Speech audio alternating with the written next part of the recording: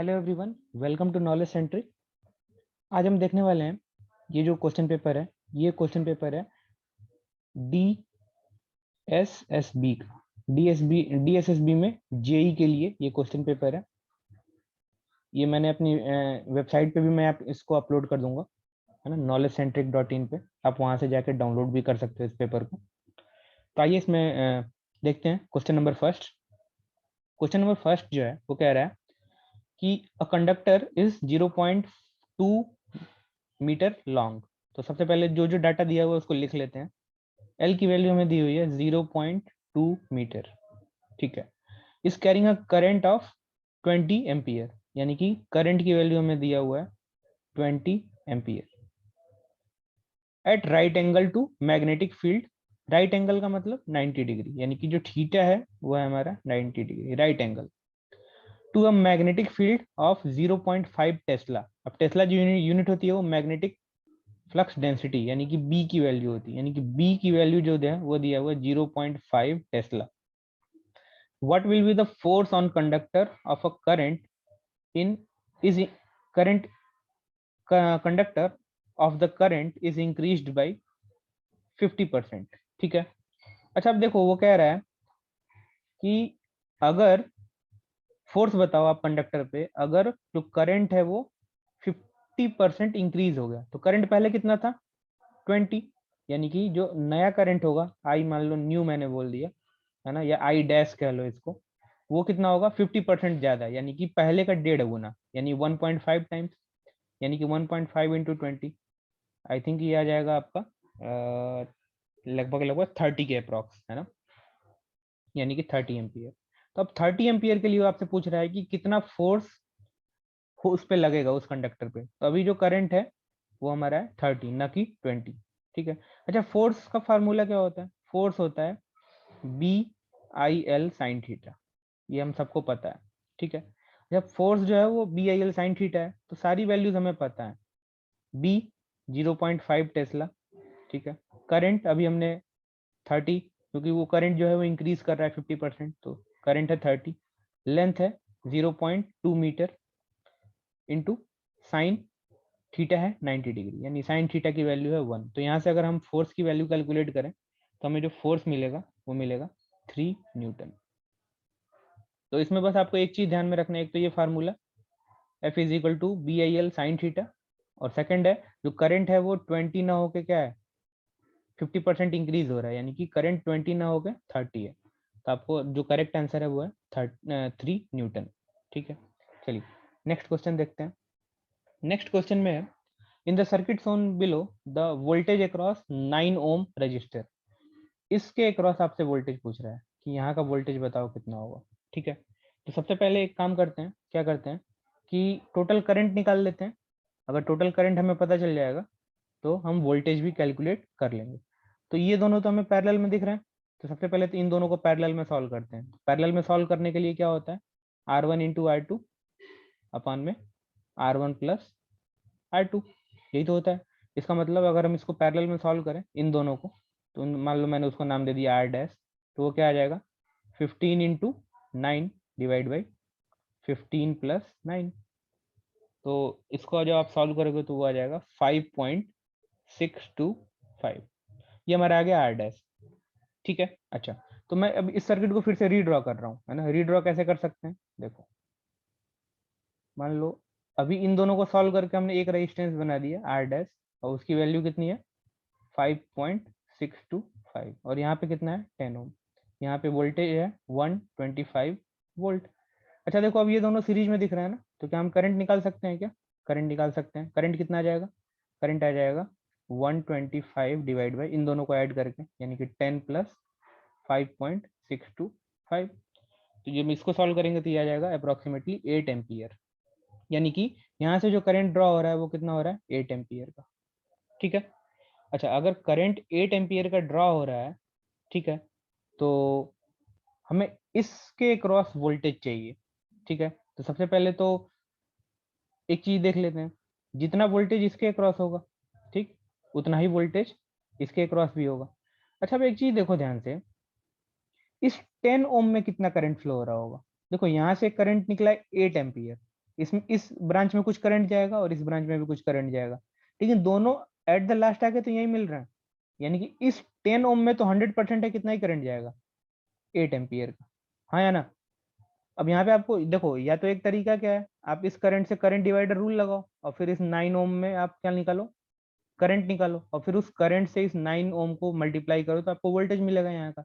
या फिर एक काम ये कर सकते हो, यहाँ का वोल्टेज पता कर लो कि यहाँ पे कितना वोल्टेज होगा। तो यहाँ का रेजिस्टेंस है 10 ओम और करंट है 8 एम्पियर।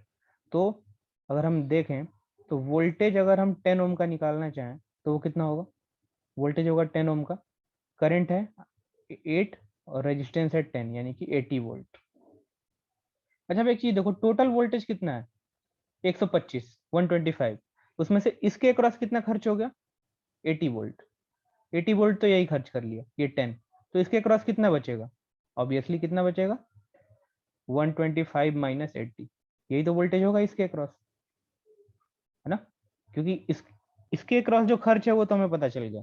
तो टोटल वोल्टेज कितना आ जाएगा, 125 माइनस 80 करेंगे तो वो आ जाएगा लगभग लगभग 45 वोल्ट, यानी कि इस 9 वोल्ट के या इस 15 वोल्ट के अक्रॉस जो वोल्टेज होगा वो कितना होगा, 45 वोल्ट।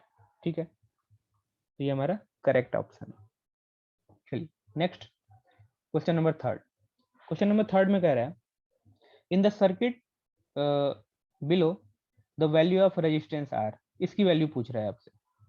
ठीक है, अच्छा एक बात देखो, अब यहाँ पे आपको देखो, या तो आप एक काम कर सकते हो, यहाँ पे आप एक नोड वोल्टेज मानो, है ना, और इस नोड वोल्टेज को आप कैलकुलेट करो, या फिर एक और तरीका क्या है, अब ध्यान से देखो, यहाँ का वोल्टेज है 100, इस करंट, इस रेजिस्टेंस का, इस 10 ओम के रेजिस्टेंस का वैल्यू पता है हमें, और इसमें करंट पता है कि इसमें करंट जो है वो 6 एम्पियर का फ्लो हो रहा है, सॉरी 6 एम्पियर की करंट फ्लो हो रही है, और 10 ओम का रेजिस्टेंस है। एक बात बताओ, ये कितना खर्च कर रहा होगा वोल्टेज, वोल्टेज का ड्रॉप कितना होगा, 6 इंटू 10 यानी कि 60 वोल्ट तो ये खर्च कर दिया। अब एक चीज समझना, 100 वोल्ट यहाँ था, 60 वोल्ट तो यही खर्च कर दिया, 60 वोल्ट इसी ने खर्च कर दिया, तो यहाँ कितना गया होगा, यहाँ यहाँ कितना पहुंचा होगा, 100 में से 60 तो इसी ने खर्च कर दिया, तो यहाँ कितना पहुंचेगा, 100 माइनस 60, यानी कि जो V की वैल्यू है वो कितनी है, 100 माइनस 60 यानी कि 40 वोल्ट, यानी कि यहाँ का जो वोल्टेज है वो कितना है, 40 वोल्ट, हाँ या ना। अच्छा, इसका मतलब इसका वोल्टेज है 40, ठीक। अब एक चीज देखो, अगर यहाँ का वोल्टेज 40 है और ये दोनों पैरेलल में है, तो इसके अक्रॉस भी वोल्टेज होगा 40 और ये इसके अक्रॉस भी वोल्टेज होगा 40, ठीक है।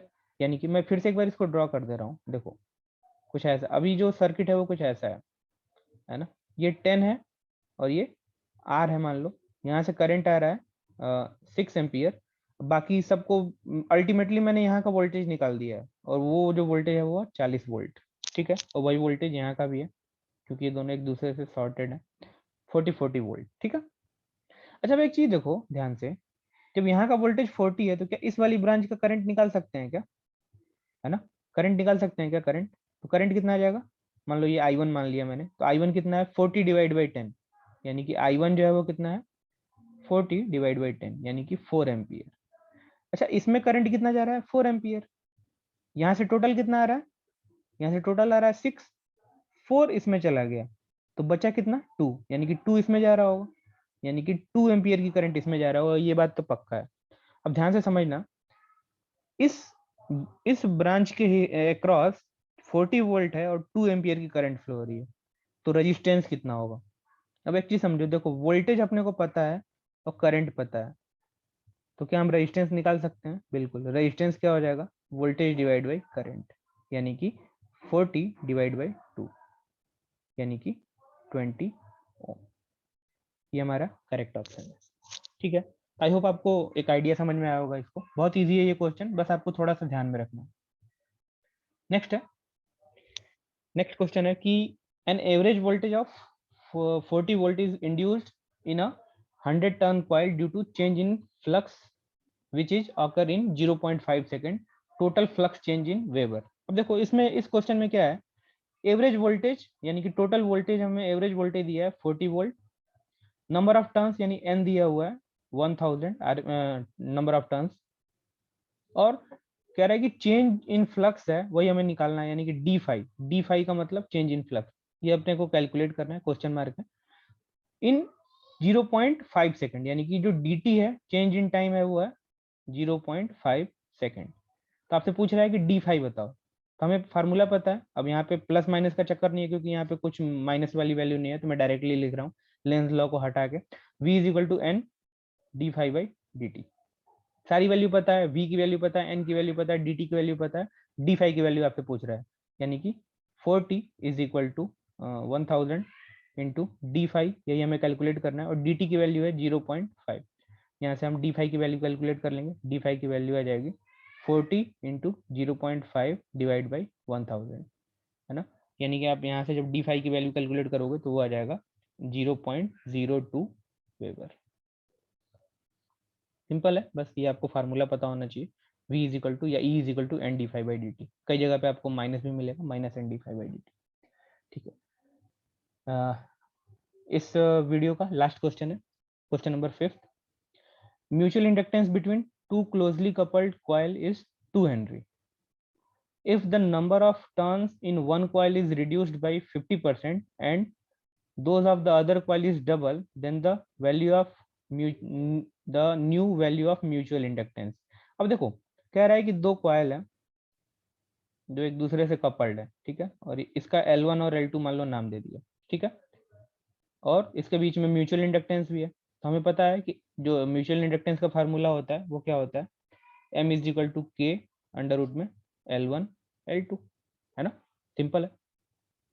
अच्छा, अब यहाँ पे के सब कुछ के उसने दिया नहीं है, तो हम के को 1 एज इट इज मान रहे हैं, ठीक है। अच्छा, अब एक चीज देखो ध्यान से, वो कह रहा है कि इंडक्टर जो है वो क्या है, 2 हेनरी है, इसका मतलब इसकी वैल्यू भी 2 है और इसकी वैल्यू भी क्या है, 2 हेनरी, ठीक है। अच्छा, अब कह रहा है कि if the number of turns, अच्छा एक चीज और, जो इंडक्टर होता है एल, उसका एक और फार्मूला होता है, L is equal to mu N square A divide by L. ये बहुत ध्यान से रखिएगा इस फार्मूले को, इससे बहुत सारे क्वेश्चन पूछे जाते हैं। यहाँ से हमें एक बात पता चलती है कि जो इंडक्टेंस है वो डायरेक्टली प्रोपोर्शनल है एन स्क्वायर के, नंबर ऑफ टर्न्स के स्क्वायर के प्रोपोर्शनल होता है इंडक्टेंस। बहुत इंपॉर्टेंट फार्मूला है ये, और ये फार्मूला भी L is equal to mu N square A divide by L. अच्छा, अब इसका मतलब है कि नंबर ऑफ टर्न्स का स्क्वायर जो है वो डायरेक्टली प्रोपोर्शनल है एल के। अब वो कह रहा है कि if the number of turns in one coil is reduced by 50%, मतलब कि 50% यानी 1/2 उसने रिड्यूस कर दिया, यानी कि अगर हम अब एल की बात करें, मान लो L1 की बात, तो वो L1 अब कितना होगा, L1 जो होगा वो कितना होगा, 1/2n का होल स्क्वायर, डायरेक्टली प्रोपोर्शनल, है ना, नंबर ऑफ टर्न्स का हाफ हो गया, यानी कि n स्क्वायर बाई 4, यानी कि जो L1 है वो डायरेक्टली प्रोपोर्शनल है n स्क्वायर बाई 4 के। अच्छा, अब L2 की बात करते हैं, जो सेकंड है अदर कॉइल, उस डबल, यानी कि उसमें जो है नंबर ऑफ टर्न्स है वो क्या होगा, डबल होगा। डबल का मतलब डायरेक्टली प्रोपोर्शनल है डबल 2n का होल स्क्वायर, है ना, क्योंकि n का होल स्क्वायर है, इसका मतलब जो L2 है वो क्या है, 4n स्क्वायर। अच्छा, अब एक चीज देखो, म्यूचुअल इंडक्टेंस क्या है, म्यूचुअल इंडक्टेंस है अंडर रूट में L1 इंटू L2। तो L1 कितना है, जो नया वाला L1 है वो डायरेक्टली प्रोपोर्शनल है किसके, n स्क्वायर बाई 4 के, ठीक है। अच्छा, जो नया वाला L2 है वो कितना है, 4n स्क्वायर, इसका मतलब यहाँ से ये कैंसिल आउट हो जाएगा, n into N, mutual inductance जो है वो कितना आ जाएगा, सेम। इसका मतलब क्या है, जब एक कॉइल का हमने नंबर ऑफ टर्न्स डबल कर दिया और एक कॉइल का नंबर ऑफ टर्न्स हाफ कर दिया, तो बेसिकली म्यूचुअल इंडक्टेंस में कोई फर्क नहीं पड़ेगा, यानी कि अगर पहले म्यूचुअल इंडक्टेंस जो है वो अगर 2 है, तो अभी भी जो म्यूचुअल इंडक्टेंस होगा, सॉरी ये 2 नहीं है, म्यूचुअल इंडक्टेंस की वैल्यू 2 थी, अगर म्यूचुअल इंडक्टेंस पहले भी 2 है तो अभी भी म्यूचुअल इंडक्टेंस कितना होगा, 2 ही होगा, ठीक है। मैं इसको फिर से एक बार रिपीट कर देता हूँ ध्यान से, जो इंडक्टर होता है L, वो डायरेक्टली प्रोपोर्शनल होता है n स्क्वायर के, ठीक है। तो अगर एक एक कॉइल में नंबर ऑफ टर्न्स हाफ हो गए और दूसरे कॉइल में नंबर ऑफ टर्न्स डबल हो गए, तो बेसिकली म्यूचुअल इंडक्टेंस पे उसका कोई इफेक्ट नहीं होगा, जितना म्यूचुअल इंडक्टेंस पहले था उतना ही म्यूचुअल इंडक्टेंस अभी भी होगा, क्योंकि म्यूचुअल इंडक्टेंस अभी भी n स्क्वायर के इक्वल है। तो आई होप आपको इसमें कोई प्रॉब्लम नहीं होगी। फिर मिलते हैं नेक्स्ट लेक्चर में इसके आगे के क्वेश्चंस को लेके। Thank you.